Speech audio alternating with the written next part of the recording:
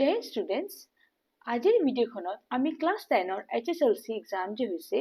2025 social science answer কি চাম ঠিক আছে 45 টা যে MCQ থাকে তাৰে তাই লগত এটা কথা ক'ব খুজিছো যে এইবাৰ 2025 আপোনাৰ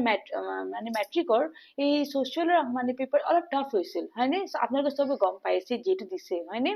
তাৰে কাৰণে আনসাৰ বিলাক আপোনালোকে যেনেকে যি কৰিছে ইয়াৰে পৰা আপোনালোকে মিলাই চাব পাৰে কি আপোনালোকৰ কেনেকুৱা কিমান কি পাইছে এইখিনি মোক কমেন্ট কৰি জনাব ঠিক আছে এতিয়া মই আৰম্ভণি কৰো প্ৰথম কোৱেশ্চনটো আছিল যে ইয়াৰে আনসাৰটো অপশন নম্বৰ A টো হ'ব ঠিক আছে গতিকে প্ৰথমটো যে কোৱেশ্চনটো যে আছে নহয় ইয়াৰে আপোনাৰ অপশন নম্বৰ A টো ৰাইট আনসাৰ হ'ব ডিপ সি ট্ৰেঞ্চ তাৰ পিছত ওশেনিক ৰিজ নহয় ইয়াৰে আপোনাৰ অপশন নম্বৰ A টো ৰাইট আনসাৰ হ'ব ঠিক আছে ভালকে চাই লওক আপোনালোকে এইটো হৈছে অপশন নম্বৰ A ঠিক আছে ইয়াতে আপোনালোকৰ প্ৰথম কোৱেশ্চনৰ উত্তৰটো এইটো হ'ব এইটো আপোনাৰ সেট বি মানে কোৱেশ্চন সেট মই দিছো প্ৰভাইড কৰিছো এইটো সেট বি হয় ঠিক আছে সেট বি কোৱেশ্চন আছে মই প্ৰভাইড কৰিছো গতিকে ধুনিয়াকে চাই লওক প্ৰথম কোৱেশ্চনৰ আনসাৰটো অপশন নম্বৰ A নেক্সট কোৱেশ্চনটো চাবচোন আপোনালোকে কোৱেশ্চন নম্বৰ 2 টো যে আছে এইটো এৰেঞ্জ ক্ৰনলজিক্যাল অৰ্ডাৰত মানে মাইগ্ৰেচনৰ কাৰণে দেখুৱাইছে অসমত যে যিমান মানুহবিলাক মাইগ্ৰেট কৰিছে সো ক্ৰনলজিক্যালি আপোনাৰ কোনটো হ'ব ৰাইট আনসাৰটো হ'ব আপোনাৰ option number D okay right আনসাৰটো কোনটো হ'ব অপশন নম্বৰ ডি ঠিক আছে আগতে 2 হ'ব দ্যাট ইজ অস্ট্ৰিক তাৰ পিছত 1 টো হ'ব দ্যাট ইজ মংগোলয়েড তাৰ পিছত 3 নম্বৰটো হ'ব আৰিয়ান আৰু লাষ্টত হ'ব আহোম ঠিক আছে গতিকে answer number will be option number D okay next question number 3 টো যে আছে ইয়াৰে আনসাৰটো হ'ব option number B that is 1981 ৰ পৰা 1991 okay next question 4 ৰ আনসাৰটো হ'ব option number B that is 1 and 3 ইয়াৰে 1 আৰু 3 নম্বৰটো শুদ্ধ হ'ব ঠিক আছে ইয়াতে আপোনাৰ ই promotes equality among citizens ঠিক আছে ই নাগৰিকসকলৰ মাজত সমতা বৃদ্ধি কৰে আৰু 3 নম্বৰটো আছে it provides a method for resolving conflict তাৰ মানে ই বাদ বিবাদ মীমাংসাৰ এটা উপায় প্ৰদান কৰে okay so option number B will be the right answer next চাবচোন question number 5 ৰ এইটো যে question number 5 টো আছে ইয়াৰে right answer টো হ'ব আপোনাৰ option number that is D that is both A and R are true assertion and reason দুটা শুদ্ধ আছে and R is the correct explanation of A তাৰ মানে আপনার কি বুলি কয় R টো যে শুদ্ধ উত্তর আছে আপনার কি A ওকে নেক্সট আপনার কোশ্চেন নাম্বার 6 এর আনসার টু চাবচোন who can be the chairman of National Human Rights Commission so ইয়াৰে আনসাৰটো হ'ব retired chief justice of supreme court ৰ যোনটো retired chief justice হয় তেহে হ'ব পাৰে আপনার চেয়ারম্যান ঠিক আছে National Human Rights Commission ঠিক আছে option B will be the right answer next চাবচোন question number 7 টো যে আছে find out the agencies of the UNO যে আছে ৰাষ্ট্ৰসংঘ তাৰ অভিকৰণ সমূহৰ বাছিবোৰ দিছে কোনকেইটা এজেন্সি হয় ইয়াৰে so answer will be option number D that is 1 and 3 1 মানে secretariat and 3 number will be general assembly so right answer will be option number D okay option number D will be the right answer that is 1 and 3 okay next question number 8 যে আছে নহয় which of the following statement is true in case of the general assembly of UNO so ইয়াতে হ'ব option number A that is only one is true মানে মাত্ৰ একটোৱে শুদ্ধ আছে একটো আছে it is the biggest organ of UNO হয়নে এটো UNO ৰ সবচে ডাঙৰ মানে বৃহত্তম অংগ হয় ৰাষ্ট্ৰসংঘৰ so only one is true okay B C D নহয় only A will be the right answer okay next question number 9 to চাবচোন identify the incorrect statement stated below related to check money যে আছে তাৰ লগত কোনটো বস্তু incorrect হৈ মানে অশুদ্ধ হৈ আছে so that will be option number A will be the right answer it is 1 2 3 and 5 এইকেইটা কি হ'ব শুদ্ধ হ'ব ঠিক আছে নেক্সট 10 নম্বৰ কোশ্চেনটো যে আছে ইয়াতে Ramen opens an account in Allahabad Bank তাৰ মানে 2000 টকা লৈ পেলে একাউন্ট এটা খুলিছিল তাৰপিছত আকৌ 3 মাহৰ পিছত ই আকৌ 3000 টকা থলে নহয় আৰু লাষ্টত তাৰ ইন্টাৰেষ্টটো হ'ল কিমান 550 টকা ঠিক আছে সো ইয়াতে আপোনাৰ কোনটো বেংক একাউন্ট ৰমেনৰ হ'ব ইয়াতে অপচন কেইটা দি আছে right answer will be fixed deposit account FD যে আমি কওঁ FD খোলা যায় নহয় so FD account hobo itu fixed deposit account okay right answer will be what fixed deposit account okay next saboson question number 11 to je ase apnar yate assertion and reason to ase yare apnar money is the most liquid asset and money can be converted directly and immediately into goods and services that the holder of the money wants okay so right answer will be option number B that means yate both A and R are true duta শুদ্ধ হয় and R is the correct explanation of A তার মানে R2 এর শুদ্ধ ব্যাখ্যা হয় ঠিক আছে নেক্সট কোশ্চেন নাম্বার 12 টো চাবচোন কনসিডার স্টেটমেন্ট যাতে এক আর দুটা স্টেটমেন্ট দিয়া আছে ইকোনমিক গ্ৰোথৰ ওপৰত হা সো কোনটো ইয়াতে শুদ্ধ হ'ব So economic ইয়াৰে answer to হ'ব মই ডাইৰেক্ট answer to দি আছো আপোনাৰ option number A will be the right answer 1 is true and 2 is true তাৰ মানে 1 and 2 যে আছে দুটা শুদ্ধ হয় ইয়াতে যে দিছে নহয় economic development is a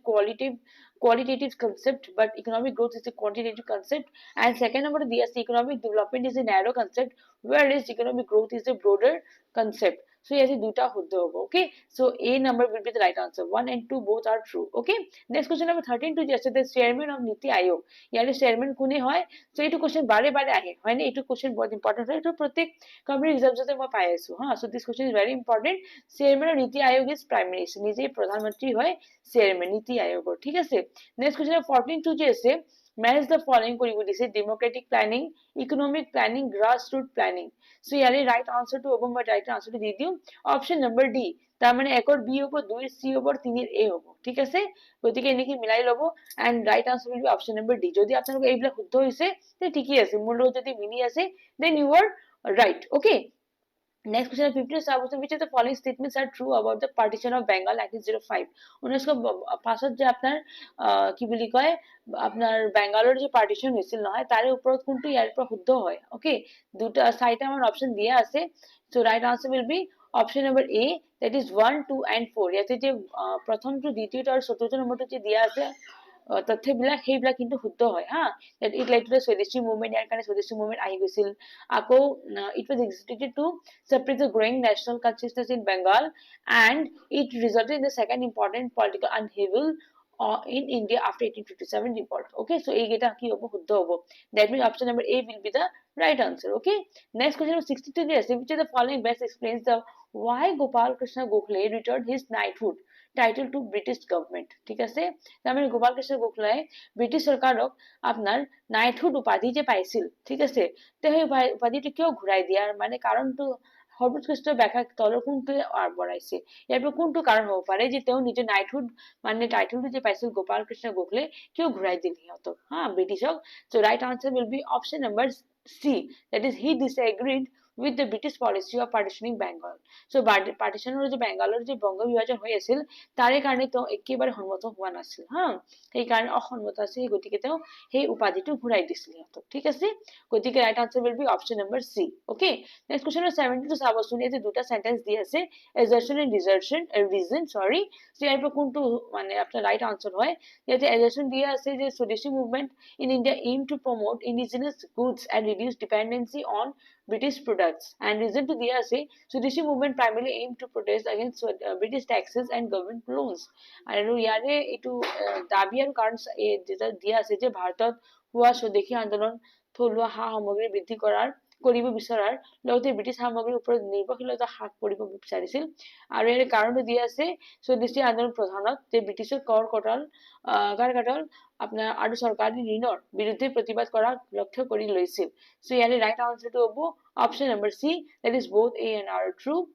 and R is not the correct explanation of A তাৰমানে A and R A আৰু R দুটা শুদ্ধ হয় কিন্তু R টো তাৰে শুদ্ধ ব্যাখ্যা নহয় ঠিক আছে so option number C will be the right answer next question number 18 to চাবচোন ইয়াৰ পৰা who among the following edited a magazine Vande Mataram during Swadeshi movement in India so Vande Mataram যে magazine টো আছে কোনে edit কৰিছিল নহয় so right answer will be answer number A that is Aurobindo Ghosh Aurobindo Ghoshe কি কৰিছিল ঘোষে কি কৰিছিল এডিট কৰিছিল বন্দে মাতৰম okay next আছে question number 19 to এতে যে নন কমিশন মুভমেন্ট আছে ইয়াৰ পৰা কোনটো বস্তু শুদ্ধ আছে হা চাব দিছে so এইগিটা আপনার option দিয়ে short notes were challenged so the students left government school unity among Hindus and Muslims and last option to the women did not participate so ইয়াৰে পৰা হ'ব right answer will be option number D that is 1 2 3 and 4 সাইটা শুদ্ধ হয় okay next অবশ্য question number 20 which of the following were the provisions of Indian Independence Act 1947 so ইয়াৰ পৰা কোনটো আপনি সুবিধা দিয়া গৈছিল 1947 ৰ Independence Act দিয়া আছিল so ইয়াতে সাইটা আমাৰ option দিয়া আছে নহয় and right answer will be option number C that is 1 and 4 are right okay 1 and 4 ঠিক আছে এইগিটা শুদ্ধ হবে that is legislation of both the dominants were restricted to making laws only under the supervision of British Parliament and one number 2 আছে আপনার option number 1 that is India and Pakistan were to become independent on August 15 1947 so answer will be option number C that is 1 and 4 are right okay Next,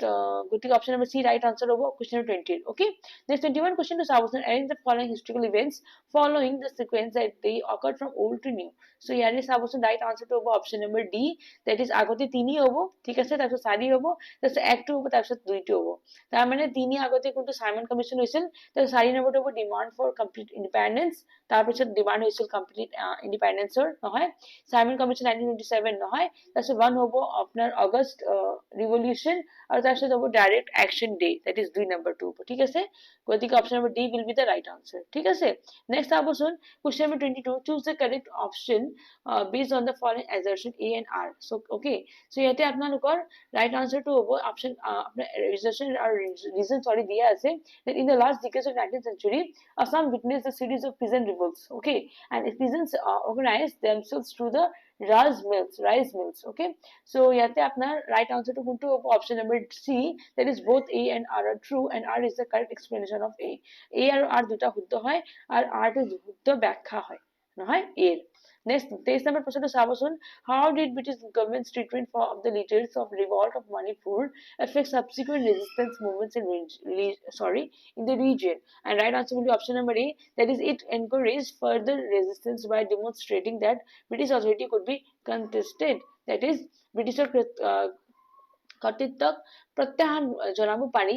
বুলি বুজিব পাৰি ই আৰু অধিক প্ৰতিবাদী ব্যৱস্থা লোৱাত উৎসাহটো যোগাইছিল। সো এইটো হ'ব right answer, okay. Next question number 24 টো চাবচোন, according to Haramba Kanta Bhojpuri Borpuzari, several Brahmin Purohits of Upper Assam joined 1827 revolt. So which was the correct option reason? ইয়াৰ পৰা কোনটো শুদ্ধ কাৰণটো হ'ব ইয়াৰে পৰা, Haramba Kanta Borpuzari কাৰণে, and right answer will be option number C, that is the British took away their excess লেখাৰাজ, তাৰ land, তাৰ যিমান revenue free যিমান মাটি আছে সেইটো সিহঁতে লৈ ল'ব ব্ৰিটিছ বিলাকে, সেইটো বস্তু শুদ্ধ হ'ব আনসাৰ, ঠিক আছে ইয়াৰে। Next, option number C will be the right answer, okay. Next question number 25 to sabsun, the consumption of Abgari opium in Assam fell from 1615 mounds in 1920 to 21 to 993 mounds in 1922 to 23. So which of the following statements correctly explain the fall in the consumption of opium? So right answer will be option number D, ঠিক আছে, that is vigorous anti-opium campaign led by the Congress workers. So Congress workers যিমান আছিল কৰ্মীসকল তাৰ নেতৃত্বত গ্ৰহণ কৰা সবল কানি বিৰোধী কাৰ্যব্যৱস্থা, ঠিক আছে, বহুত বেছি হৈছিল, সেই গতিকে এনেকুৱা হৈছিল। Next 26 number question to চাবচোন, from the following option choose the program and freedom movement led by Mahatma Gandhi in which Liladhar Barua from Assam joined.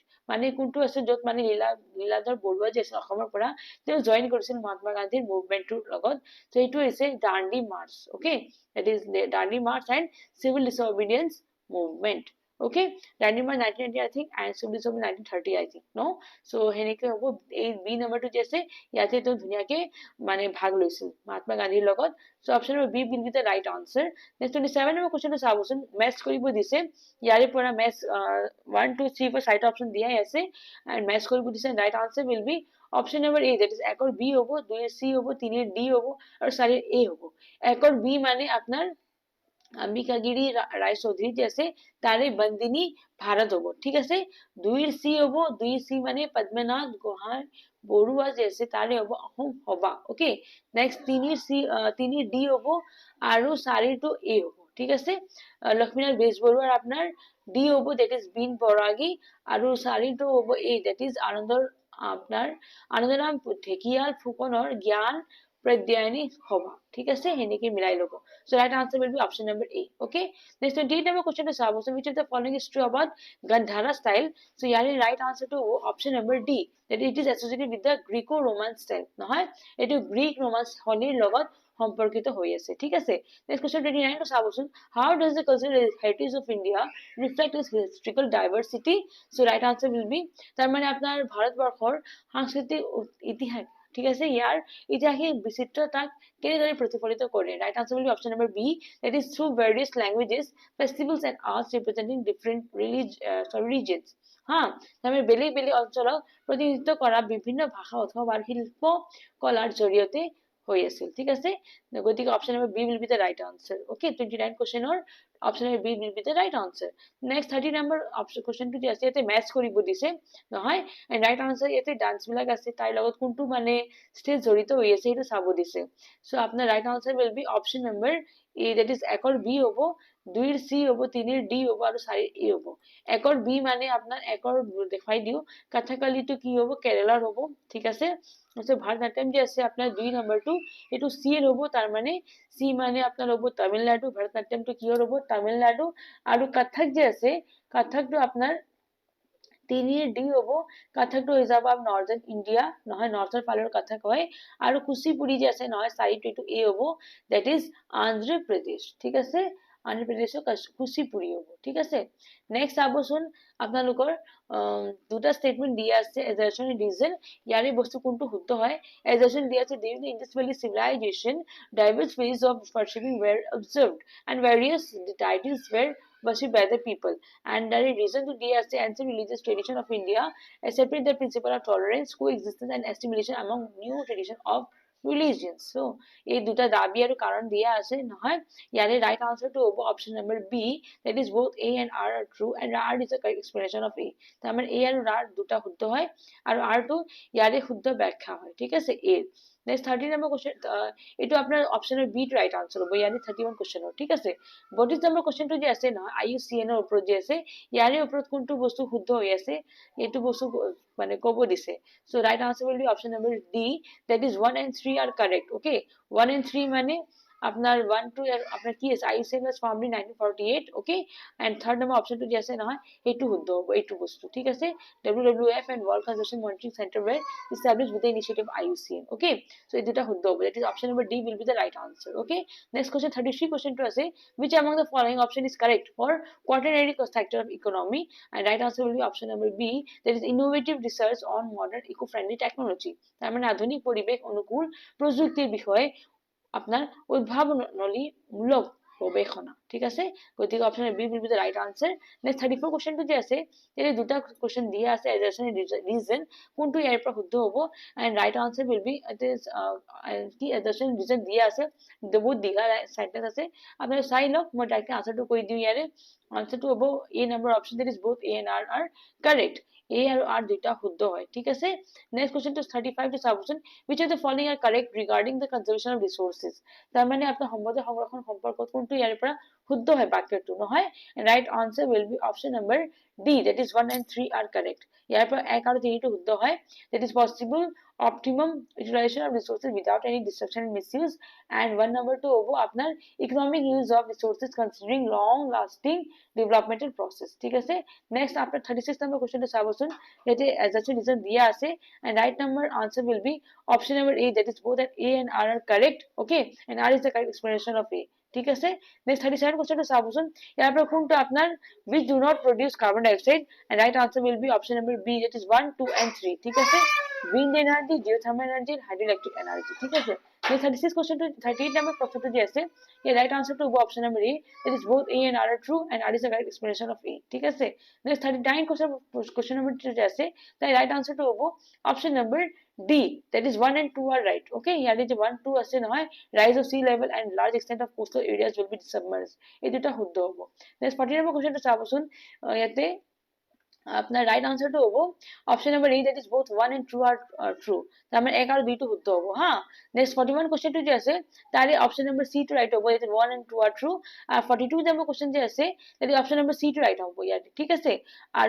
Next 42 number question যে আছে ইয়ারে আপনার অপশন নাম্বার সি টু রাইট হবো 1 and 2 and 3 আর right okay